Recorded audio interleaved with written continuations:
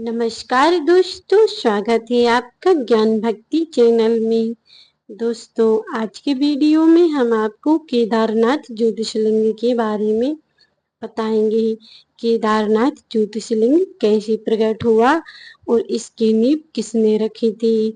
सर्वप्रथम केदारनाथ ज्योतिर्लिंग का मंदिर किसने बनाया था। आज की वीडियो में हम आपको यह सारी कथा सुनाएंगे। केदारनाथ ज्योतिर्लिंग जो 4 धामों में माना जाता है। दोस्तों, केदारनाथ ज्योतिर्लिंग की महिमा वेद पुराणों में प्रसिद्ध है। माना जाता है इस ज्योतिर्लिंग के दर्शन करने से मोक्ष की प्राप्ति होती है।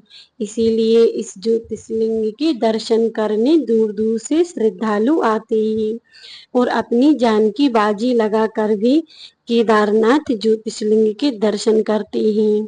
क्योंकि दोस्तों, इस ज्योतिर्लिंग के दर्शन करने से प्राणी के सभी पाप नष्ट हो जाते हैं, मोक्ष के दरवाजे खुल जाते हैं। प्राचीन समय में जब महाभारत युद्ध समाप्त हो गया था, तब अर्जुन और धर्मराज युधिष्ठिर सभी लोग पांचों पांडव भगवान श्री कृष्ण के पास पहुंचे और कहने लगे भगवान श्री कृष्ण से, हे मधुसूदन, महाभारत के युद्ध के दौरान जितने लोग हमारे हाथों से मारे गए हैं, उन सब के रक्त से जो हमारे लिए हृदय में संताप हो रहा है, हृदय में शांति नहीं हो रही है, अत्यंत पश्चाताप की अग्नि हमारे हृदय में जल रही है। धर्मराज कहती है कि मैं तो धर्म के लिए अवतरित हुआ था। धर्म भले ही मैंने धर्म का युद्ध किया, धर्म के लिए लड़े, लेकिन मैंने अपने ही बंधु बांधवों को खून किया है, तो मैं अपने आप को माफ नहीं कर पा रहा हूँ। और जब अर्जुन कहने लगे, मैंने गांडीव धनुष धर्म के लिए उठाया था और इस गांडीव धनुष से अपनों की ही हत्या कर दी, इसीलिए मुझे आत्म शांति नहीं हो रही है। ये मधुसूदन, कोई उपाय बताइए। पांडव को इस तरह पश्चाताप की अग्नि में जलते हुए देखकर भगवान श्री कृष्ण कहने लगे कि हे पांडव, तुम भगवान भोलेनाथ के पास जाओ, जो तुम्हें मोक्ष भी प्राप्त करेंगे और आत्म शांति भी प्राप्त करेंगे। भगवान भोलेनाथ ने जाना कि पांडव मेरे पास आ रहे हैं, तब वह उनसे मिलना नहीं चाहते थे, क्योंकि वह जानते थे कि पांडव ने भले ही धर्म का युद्ध किया है, लेकिन वह खूनी है, इसीलिए उनका मोक्ष नहीं हो सकता। इस प्रकार भगवान भोलेनाथ ने उनसे न मिलना ही उचित समझा। और जब पांडव काशी नगरी में पहुंचे, तब भगवान वहां से अंतर्ध्यान हो गए और भाग गए। जब वहां से चलते चलते पांडवों ने जहाँ खोजने जाते थे, वहां से भगवान भोलेनाथ अंतर्ध्यान हो जाते थे। फिर चलते चलते गुप्त काशी में, जो उत्तराखंड में है, वहां पर पहुंचे। तब भगवान भोलेनाथ ने वहां छिप गए और पांडव ने उन्हें ढूंढने की बहुत कोशिश की, लेकिन वह कहीं नहीं मिले। तब भगवान भोलेनाथ ने सोचा कि पांडव से कैसे बचा जाए। तब उन्होंने एक भैंसा का रूप रख लिया और भैंसों में जाकर मिल गए।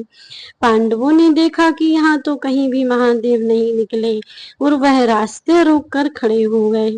पांडव भगवान महादेव को ढूंढने के लिए पूरी कोशिश करने लगे। जब उन्होंने देखा कि यह भैंसा जा रहे हैं, भैंसों का झुंड जा रहा है, तब भीम को शक हुआ कि कहीं न कहीं महादेव इस झुंड में तो नहीं मिल गए।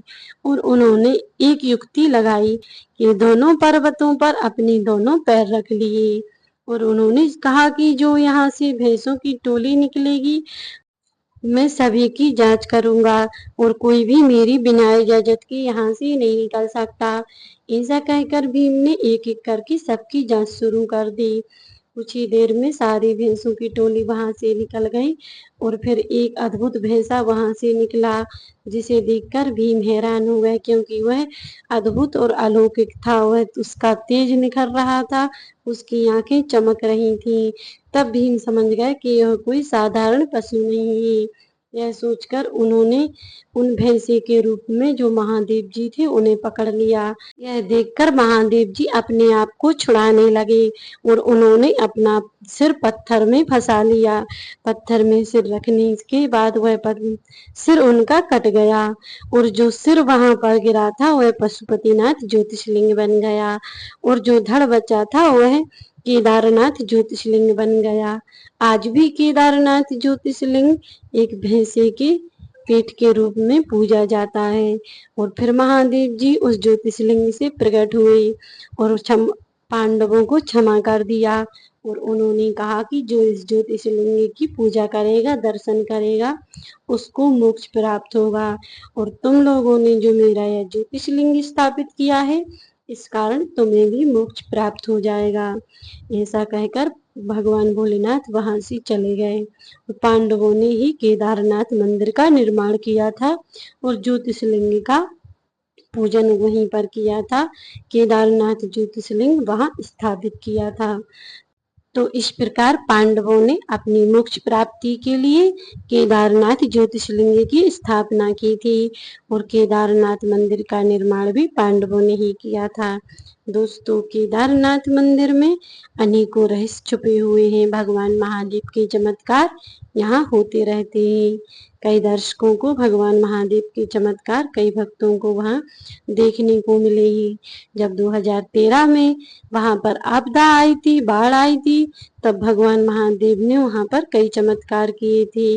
जब सभी होटल बाढ़ में गिर गए थे, पानी में सभी पर्वत ढह गए थे और ऐसा लग रहा था कि केदारनाथ मंदिर भी पानी में बह जाएगा, लेकिन उसी समय एक चमत्कार हुआ। एक शिला पीछे से आकर शिव मंदिर के पीछे रुक गई थी। आज भी उसे भीमशिला के नाम से जाना जाता है, जिसकी वजह से केदारनाथ मंदिर को कुछ भी नहीं हुआ था और वहां पर भगवान भोलेनाथ ने चमत्कार कर दिया था। तो ऐसे ही भगवान महादेव के चमत्कार जो केदारनाथ में आज भी स्थित है। दोस्तों, केदारनाथ ज्योतिषलिंग सभी ज्योतिषलिंगों से अलग माना जाता है, क्योंकि यह भैंसे के रूप का आकार है। कई पुराणों में से बैल के रूप का भी आकार दिया गया है। दोस्तों, केदारनाथ ज्योतिषलिंग की अलग अलग कथाएं पुराणों में वर्णित हैं। केदारनाथ ज्योतिषलिंग मोक्ष का धाम है, स्वर्ग का द्वार है, ऐसा माना जाता है। दोस्तों, केदारनाथ ज्योतिषलिंग के 6 महीने के लिए पट बंद रहते हैं और 6 महीने के लिए खुले रहते हैं। अक्षय तृतीया के बाद यहाँ से केदारनाथ के पट खुल जाते हैं। जो भी दर्शन करना चाहते हैं सावन के महीने में तो अति उत्तम माना जाता है भगवान केदारनाथ के दर्शन करना। लाखों की संख्या में श्रद्धालु यहाँ दर्शन करने आते हैं। तो दोस्तों, यह थी केदारनाथ की कथा। केदारनाथ ज्योतिषलिंग कैसे प्रकट हुआ, यह कथा आपको कैसी लगी कमेंट करके जरूर बताइए। और वीडियो यदि आपको अच्छी लगी हो तो एक लाइक कर देना और जो भी मेरे चैनल पर हो सब्सक्राइब करके बेल आइकन को ऑन कर देना, ताकि मैं जो भी जानकारी लेकर आऊँ उसकी सबसे पहले नोटिफिकेशन आपके पास पहुँचे। और कमेंट बॉक्स में हर हर महादेव जरूर लिख देना। तो मिलते हैं नेक्स्ट वीडियो में, तब तक के लिए जय श्री कृष्णा, राधे राधे, हर हर महादेव, जय श्री महाकाल, जय श्री केदारनाथ।